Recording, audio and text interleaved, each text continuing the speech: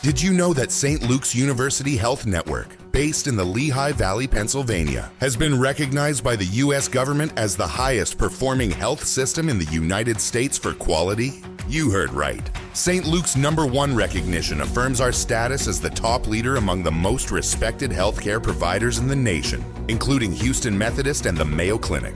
To state it simply, if you want to receive the best care when you go to a hospital, come to St. Luke's. Listen, all you New Yorkers. Excuse me, taxi. Okay, man, we're looking around. This is the 77 WABC minicast. Brigadier General Blaine Holt, retired C-17 commander and also former deputy representative of NATO. I remember that look. I say it in my sleep. Brigadier General Blaine Holt, it's great to have you here. Boy, so much going on with President Trump. And especially now, did you hear the latest that he came out and just confirmed it, that he told the military to hold off on planned strikes for tomorrow because a number of Arab countries have said they may be closer. There's some development with peace. What do you make of that? Well, first off, I think it's important to note that the feeling is mutual, and I love you all, too. Thank you. Thank you. Send flowers. Send flowers. Oh, no, they're already en route. Did you not get them? Shoot. I thought they were from George or someone else. Okay. So here's the thing.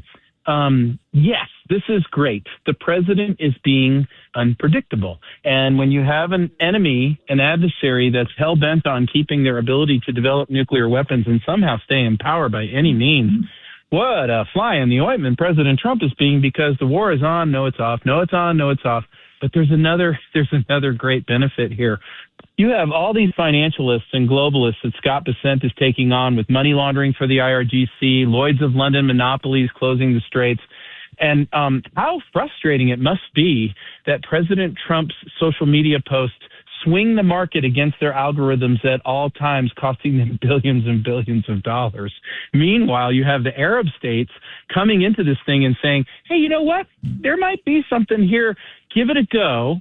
And it doesn't mean the gun's not cocked and we don't have the targets identified and we're not all ready. We are, and we've had a nice break and we've refreshed some forces and carrier groups are swapped out. It's a new day. We're ready to go, ready to close the deal, and that's what I think you're seeing is the beginning of the end for this thing. So what do you think are some of the potential targets in the bullseye if it does indeed go through? I mean, there's so many different things. We were just talking with Bill O'Reilly at the top, like Carg Island, cell communication. He was even talking about what about some of the IRGC, which is tough to locate, but worth going after for sure. Well, I don't breathe the rarefied air of the 4-star generals, but a 1-star piece of advice that I would give is you got to go after Carg Island right away. And I mean, like yesterday. And the reason is the Iranians are now in a desperate attempt to save their oil wells. They're dumping hundreds of thousands of barrels of oil into the Straits of Hormuz. And by securing Carg Island and getting empty tankers up to drain those storage facilities, it's not that we're helping our enemy, it's that we're helping the free Iranian people who are going to take this country back on their own, have an economy. Wait, there's another thing. We keep China on the sidelines because they don't have to worry that 18% of their energy stocks are going to go up in smoke. So that, to me, is the center of gravity that matters above everything. After that, it's the Straits of Hormuz. And then after that, the free Iranian people will welcome us into the country. We'll get that uranium. Now, strategically, and you've been there, they're estimating, 200,000 troops in the IRG? Yeah, they swing that wildly. I've heard estimates of 1.5 million. The point is they're not getting paid.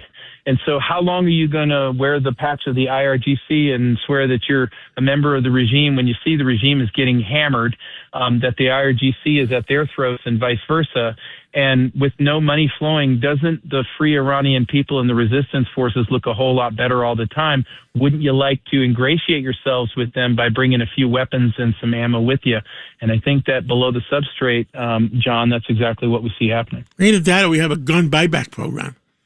Yeah, or we'll deliver them via C-17 like we did in Afghanistan for the Northern Alliance, 30 minutes or it's free. Well, thank you so much for coming on, and keep your eyes open and let us know what the heck is going on. I feel, sir. Get ready, Staten Island. It's time to celebrate 5 years of Ferry Hawks baseball. Tuesday, May 19th at 10:30 a.m., it's morning baseball. Wednesday, May 20th at 6:30 p.m., have a pawsome time at Bark in the Park. Thursday, May 21st at 6:30, it's Pride Night with $5 Bud or Bud Light draft beer. Individual game tickets start at just $12. Visit ferryhawks.com now to lock in your seats.